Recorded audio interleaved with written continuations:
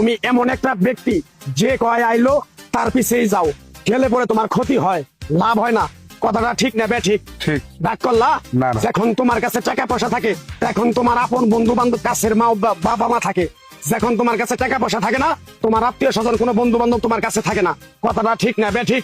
ঠিক। রাগ করলা? না, না। এই কথাগুলো আগে পিছনে কোনদিন বলছিলা? না। তুমি মানুষের পিছনে যায় হাজার হাজার টাকা পয়সা নষ্ট করো, তোমার পিছনে এসে কেউ 10টা টাকা ক্ষতি করে না।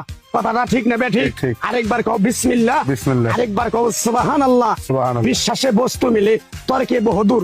তোমার যে কথাগুলো বলছি সত্য বলছি না মিথ্যা বলছি? সত্য। তুমি এমন একটা ব্যক্তি, মানুষের দুঃখ কষ্ট দেখতে পারো না, তার পাশে যাই দাঁড়াও, তারা এসে তোমার পিছন থেকে ক্ষতি করার জন্য ঘুরে। কথাটা ঠিক না ঠিক? ঠিক। রাগ করলা? না। কিছুদিন আগে একটা বিপদে পড়ছিলা, অনেক বন্ধু বান্ধবের কাছে 10-20-50 হাজার টাকা হাওলা চাইছো, তারা তো ফোন করেই নেই, তোমার সাথে এখন যোগাযোগ বন্ধ করে দিছে।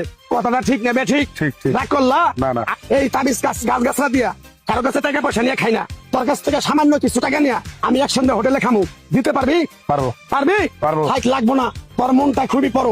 কেউ 50 টাকা চাইলে তোর 5,000 টাকা দিয়ে দেস।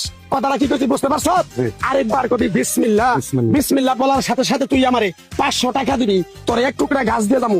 এই গাছটা তুই নিয়ম কারণ মাইনা ব্যবহার করবি, আল্লাহ তোরে মুক্তি করবো। কথাটা কি বেশি বুঝতে পারছ? জি। আরেকবার কবি বিসমিল্লাহ। বিসমিল্লাহ। তোরে